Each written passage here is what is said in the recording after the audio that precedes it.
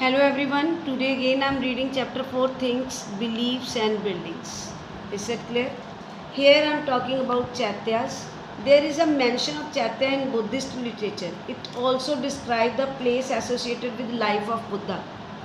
Where he was born, Lumbini. Place where he attained enlightenment, Bodh Gaya. Place where he got the first sermon, that was Sarnath. And place where he attained Nibbana or Nirvana, that was Kushinagar. Is that clear? So there were some places that were considered sacred. It was so because things associated with Buddha, like his bodily remain or objects used by him, were buried there. These were mound known as stupas. That mound known as stupas. So the tradition of erecting stupa probably prevailing before Buddha, but it became associated with Buddhism. Since they contain relics regards the sacred, an entire stupa came to be venerated as an emblem of both Buddha and Buddhism. The stupa was originated as a semicircle mound of the earth. The stupa was semicircle mound of the earth, which was later on called Anda. Gradually its structure became more complex. There was the Harmika above the Anda, which was a balcony like structure that represented the abode of God. That balcony like a abode of God. So the early stupa of Sanchi and Bharat were plain.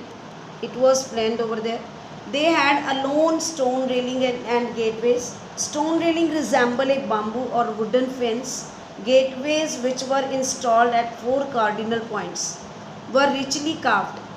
Worshippers used to enter through the eastern gateway and walk around the mound in clockwise direction. Whenever worshippers enter in that stupas, they always enter from the eastern gateway and walking there in the clockwise. So stupa of Amravati was discovered by chance, and local Raja wanted to build a temple in 1796 and stumbled upon the remains of stupa at Amravati.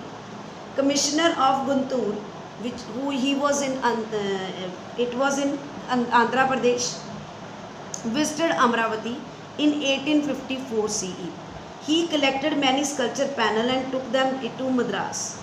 He also discovered the western gateway of stupa and came to conclusion that stupa of Amravati was one of the largest and magnificent